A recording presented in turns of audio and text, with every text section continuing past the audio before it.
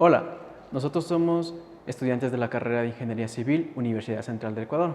A continuación se realizará el ensayo Atracción en acero laminado al calor.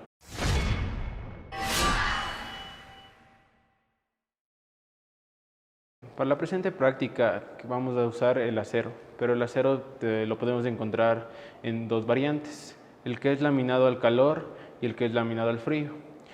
Para la presente práctica vamos a usar el acero laminado al calor, que basándonos en la norma INEN 2167, la cual es para varillas corrugadas, lisas y termotratadas, microaliadas, que son laminadas al calor.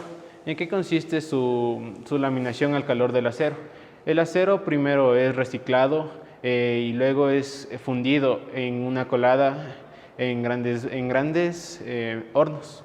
Estos hornos comienzan a fundir el hierro y el carbón, ya que estos son los dos principales componentes del acero.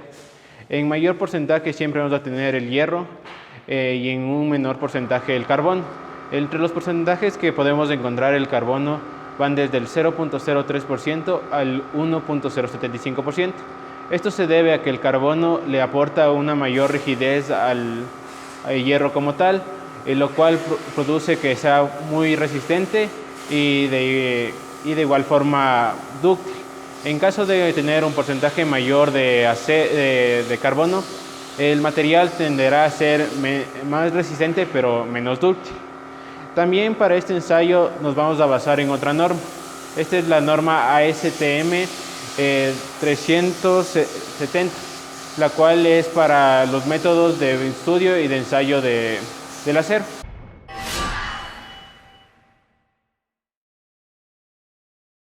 Como objetivo tenemos determinar las propiedades mecánicas del acero laminado en calor mediante esfuerzos de tracción e interpretar los datos mediante el diagrama esfuerzo versus deformación específica.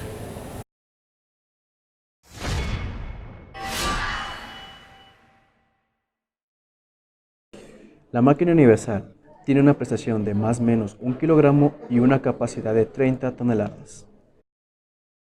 El formímetro para acero laminado al calor tiene una apreciación de 0,001 pulgadas y una capacidad de 0,5 pulgadas.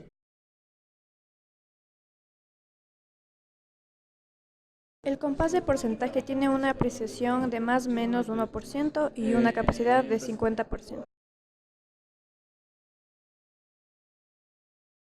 El calibrador tiene una apreciación de más o menos 0,02 milímetros.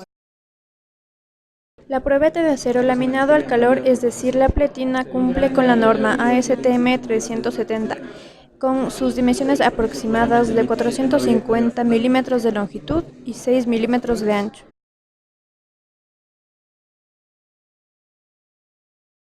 Herramienta para marcar los tramos.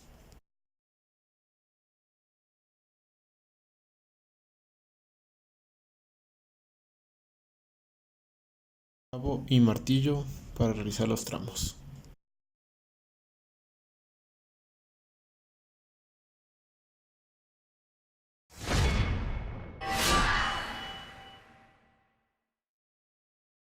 Lo primero que debemos hacer es indicar los puntos en nuestra probeta, los cuales serán 8 y tendrán una longitud de 25 milímetros.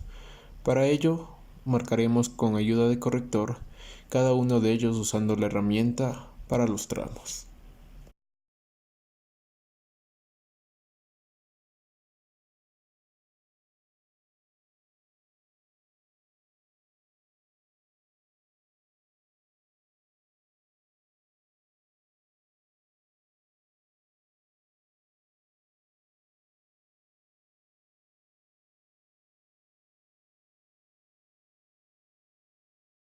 Con los tramos ya identificados, usaremos el clavo y el martillo para marcar la probeta.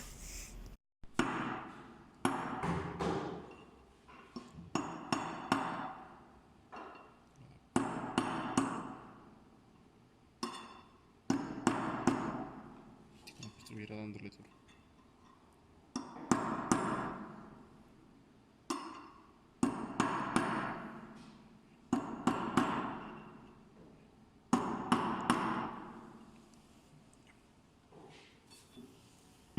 Debemos preparar la máquina universal con los acoples propios para realizar el respectivo ensayo de tracción.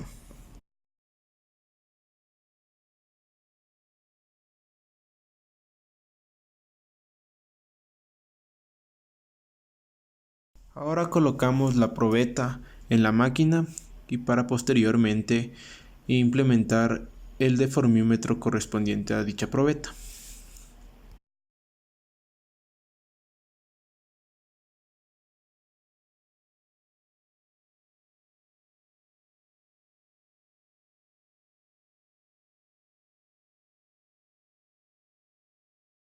Encendemos la máquina universal y comenzamos a dar carga a nuestra probeta y vamos tomando las deformaciones que nos indica el deformímetro. Una vez hayamos superado el límite del deformímetro, lo reemplazaremos por el compás de porcentajes y tomaremos cada por ciento que éste nos dé hasta que la probeta se rompa.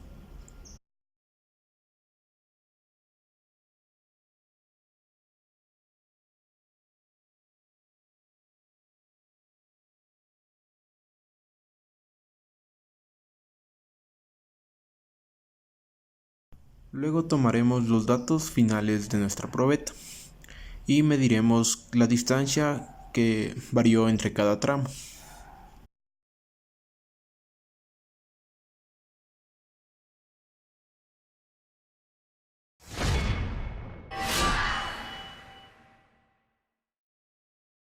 Para llenar los valores de la tabla se debe saber que la carga y deformación 1 son equivalentes a 0, así que se va a llenar la tabla a partir del número 2, que inicia con 500 y así de 500 en 500 kilogramos. Después se va anotando la lectura de la deformación que nos da el deformímetro, hasta llegar al límite de fluencia.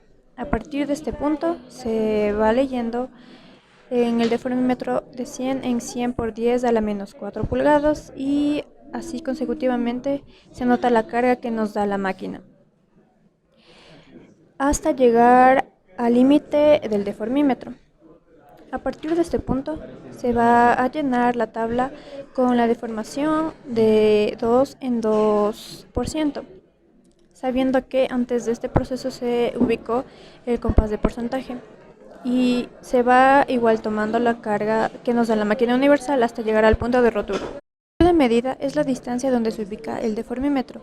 El área es el área que es afectada por la carga. Después, para llenar la columna de esfuerzo, se aplica la fórmula de esfuerzo es igual a carga sobre área. Para la deformación específica se aplica la fórmula variación de la deformación dividido para la longitud de medida por 100. Para llenar la tabla 2, lo primero que debemos hacer es poner cuál fue la longitud inicial entre cada tramo. Luego pondremos cuál es la longitud final luego de ensayar nuestra probeta, para posteriormente calcular cuál es la elongación del área de la probeta y en qué tramo esta falla.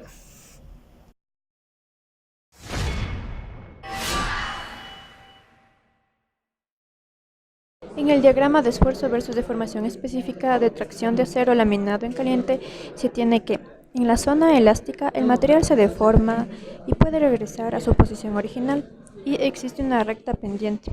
En la zona de fluencia el material se deforma y no recupera su posición original, es decir, la deformación es parcial, no total.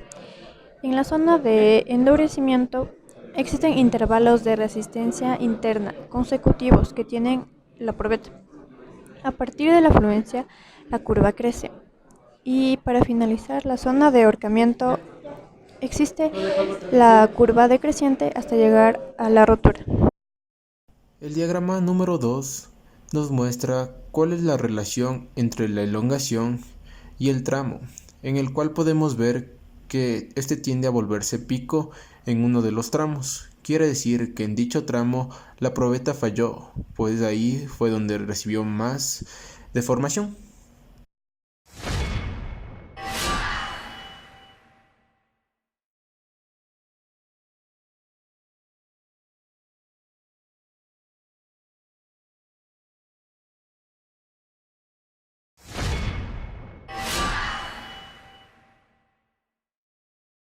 Como conclusiones tenemos que el módulo de elasticidad nos permite determinar si el material es más o menos rígido.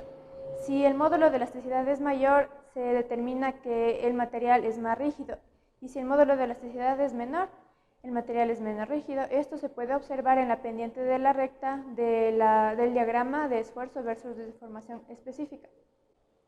En el diagrama esfuerzo versus deformación específica se notó claramente la zona de fluencia. Esto quiere decir que el material se deforma en mayor magnitud y se observa en el diagrama explicado anteriormente.